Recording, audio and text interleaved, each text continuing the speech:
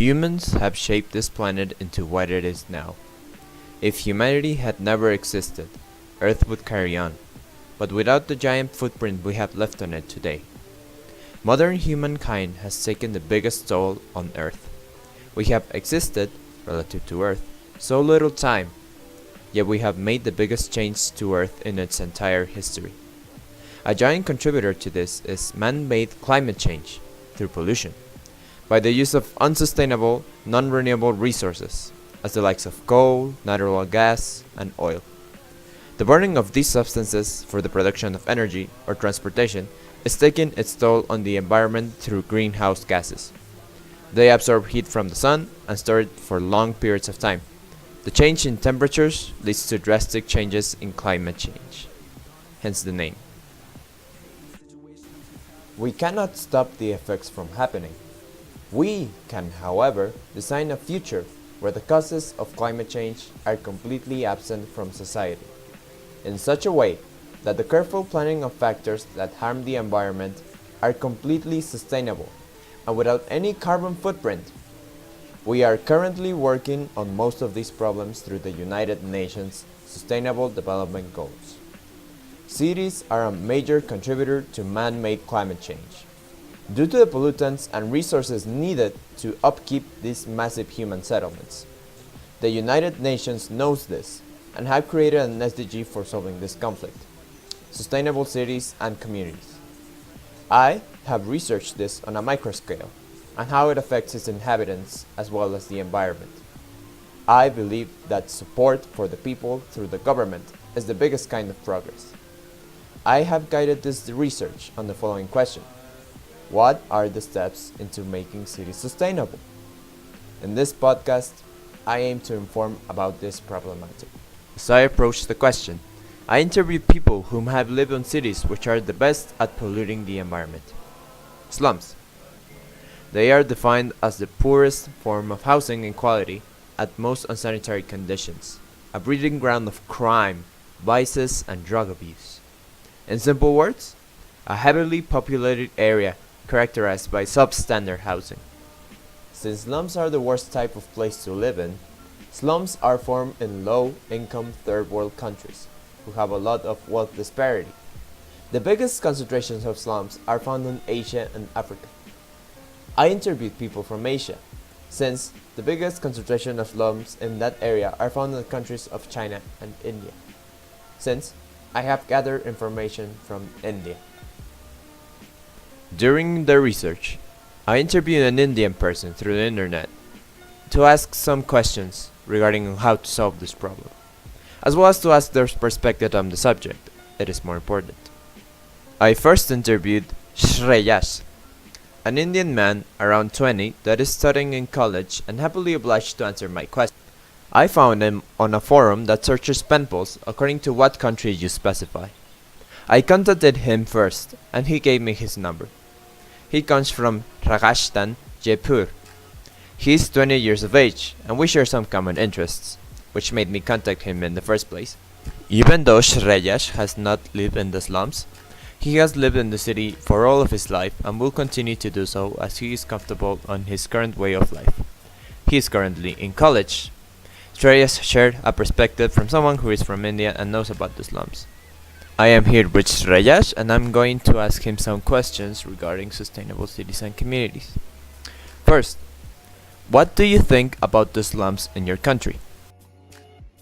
With a population of nearly 1.2 billion, India has emerged as one of the fastest developing nations. But this fast pace of development is certainly not without consequences. While the living standards of most people in India is increasing, this has not been the case for a third of the population whose standards has not increased over the years and who have been living in slums. The life in these slums is a stark contrast of one lived by any average Indian. It is extremely difficult to live out in these dwellings which are covered in filth and have no proper system for ventilation, sanitation, or even water. These slums are certainly a dark side of India, and a question on the consequences and the people left behind unable to cope with development. Well, that sounds a bit harsh. However, for the next question, what are the worst experiences that you have had or heard during or regarding slums? Well, garbage unfilled, miserable toilets, bad condition of schools out here, cramped houses, lack of sanitation or ventilation facilities, and lack of electricity or water supply. I get it. Well, do you think that the government should take part in how people live? If yes, how should it intervene? The government, while it's doing something to improve the life of people in these slums, is not efficient. First up, the government should improve the cleanliness in the area. Next, the problem with many of the people in these slums is mentality of not wanting to change, which certainly has to be taken care of if you need these people to relocate. Thirdly, proper toilets should be constructed and special attention should be given to schools in this area. After this, new homes should be constructed and the people should be asked to relocate. Also, population control should be enacted. Hmm, I get it. Well, can you propose a solution to make people live in better conditions?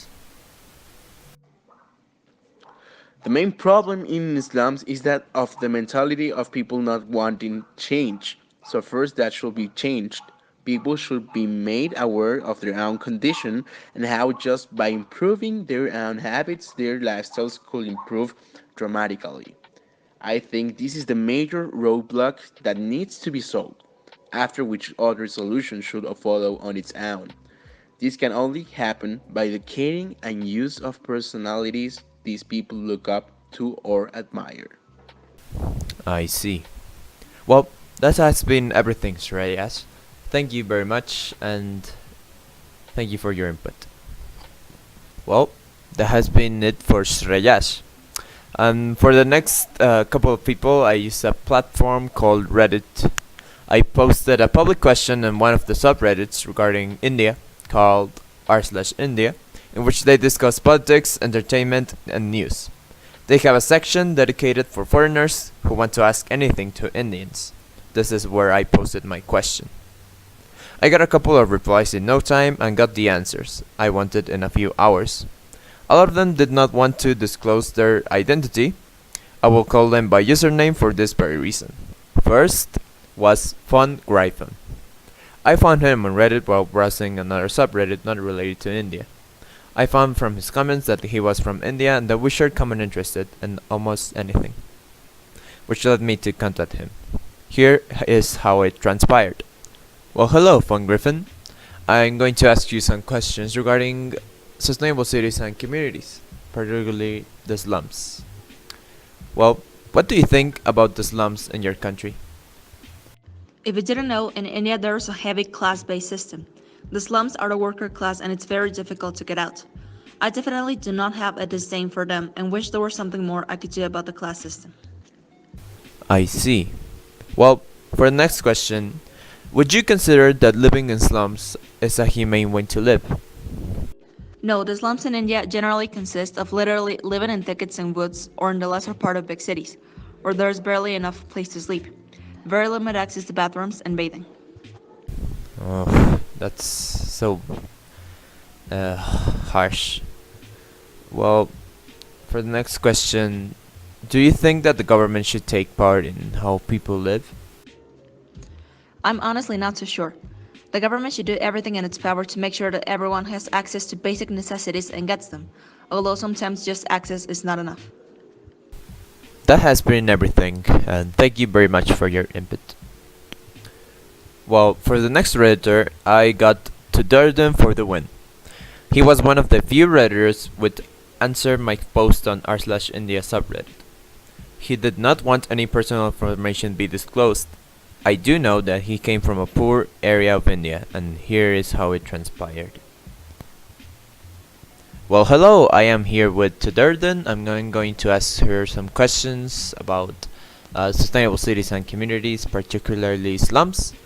And the first question is, what do you think about the slums in your country? This is a vague question. Do I like people living in slums in India? No. But I understand the reasons behind it. Most poor people do not have proper homes, end up living in slums. They make their own homes there, live with other people from the same socioeconomic background, and use government resources without paying for anything. Odd thing about this is some people do not want to move out of the slums despite the government providing them with housing. That's fine. Well, for the next question, do you think that the government should take part in how people live? And if yes, how should the government intervene? I think yes, they should provide housing to poor and needy government. The Indian government does this in certain areas. The government should also improve the job opportunities for these people, raising awareness on education, girl power, and hygiene. I see. Well, for the next question, what is a solution you would propose to make people live in better conditions? I think at minimum, people should be getting jobs that provide them sufficient income to raise a child, send them to a government school. They should also have access to basic necessities such as electricity, clean water, hospitals. These things don't cost as much and they should be accessible to everyone. In some areas in India, to be fair to government, they do provide this, but people don't put enough faith in government services.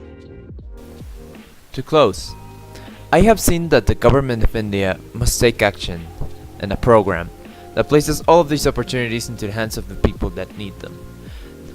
And these are not my opinions. These are the opinions of the people of India. Their culture must change too, over a long period of time, which make gradual changes on oneself to build a culture of hard workers. To evaluate, people are living in inhumane manners, and this violates human rights to a lesser degree, since it is not intended by anyone. I believe it is the culture that is affecting them. Look at the reasoning of the people to not be relocated for the better living conditions, even after offered by the government. To close, this is a problem which hits a major population group of India and needs to be solved now if the country expects to keep their fastest growth. Thank you for listening.